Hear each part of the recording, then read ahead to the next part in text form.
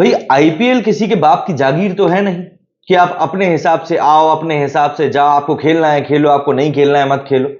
मेरा मतलब है कि यदि आपको आईपीएल के ऑक्शन में किसी एक फ्रेंचाइजी ने खरीदा है तो ये फिर आपका एक नैतिक दायित्व बन जाता है कि आपने जो कमिटमेंट किए हैं आप उनको पूरा करें।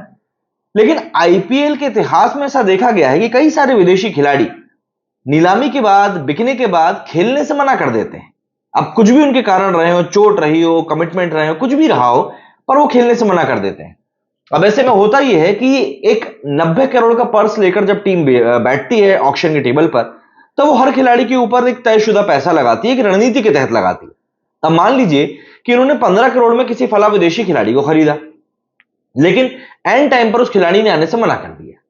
अब ऐसे में क्या होता है, फ्रेंचाइजी को दूसरे किसी खिलाड़ी के ऊपर दांव लगाना पड़ता है जो कि वहां पर बेस्ट अवेलेबल होता है।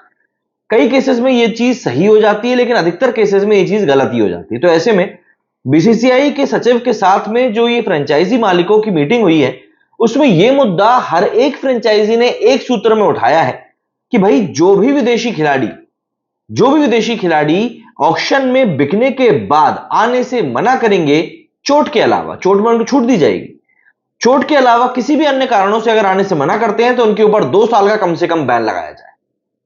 कई सारे कारण होते हैं, फैमिली रीजंस हो गया, टीम के साथ खेलने जाना है हमको, या हमारी टीम का वो टूर आ गया तो हमको जाना है, कुछ भी बहाने बनाकर ये लोग खेलने से कई बार मना कर देते हैं। अब आपके जहन में आएगा कि यार आईपीएल जैसा बड़ा टूर्नामेंट है, पैसा भी मिलता है, फिर ये लोग क्यों आने से मना कर देते हैं? तो मैं आपको उसका भी कारण बताता हूं। कई बार क्या होता है, मान के चलिए किसी खिलाड़ी ने अपनी बेस प्राइस रखी साहब 2 करोड़ रुपए। अब उसको उम्मीद है कि जब ऑक्शन की बारी आएगी तब उसके ऊपर ये टीमें भिड़ेंगी और वो 2 करोड़ की बेस प्राइस बढ़कर पहुंच जाएगी 12-15 करोड़ रुपए, वो माला माल हो जाएगा। लेकिन कई बार ऐसा भी होता है कि कई सारे विदेशी खिलाड़ियों को उनकी बेस प्राइस पर ही खरीद लिया जाता है। अब भले ही उन्होंने बेस प्राइस 2 करोड़ तय करी हो, लेकिन वो उतने में बिकना नहीं चाहते थे। तो ऐसे में वो फिर टूर्नामेंट में खेलने से मना कर देते हैं। उनका मैनेजर कन्वे करता है बात कि यार पैसे थोड़े ज्यादा होते तो शायद वो खेलने आ जाता। अरे भैया, जब तेरे को 2 करोड़ चाहिए ही नहीं थे तो फिर तूने एनरोल क्यों किया? एनरोल ही ना करता, है ना?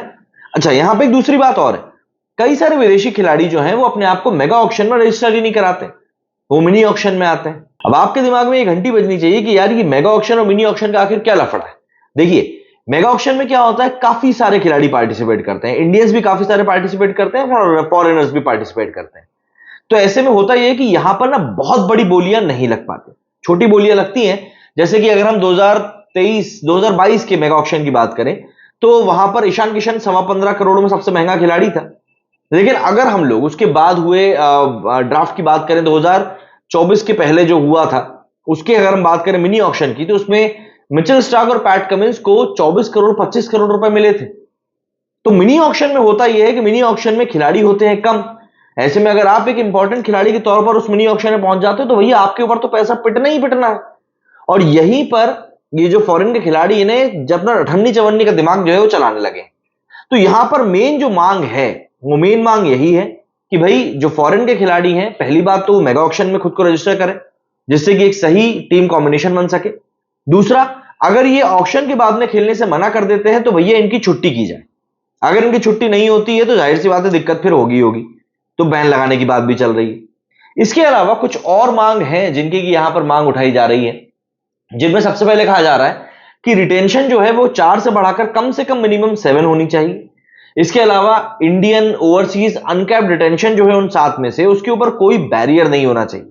मतलब ये नहीं जैसे अभी है 4 आप रिटेन कर सकते हो, इन 4 में से मैक्सिमम या तो आप 2 फॉरेनर कर सकते हो या फिर आप 3 इंडियन खिलाड़ियों को कर सकते हो। ये कॉम्बिनेशन आपको बिठाना पड़ेगा। इसके अलावा राइट टू मैच कार्ड के पहले ऑक्शन में जो होता है राइट टू मैच कार्ड, उसके पहले प्लेयर से आपको पूरा डिस्कशन करने का मौका मिलना चाहिए, इस बारे में भी बात कही गई।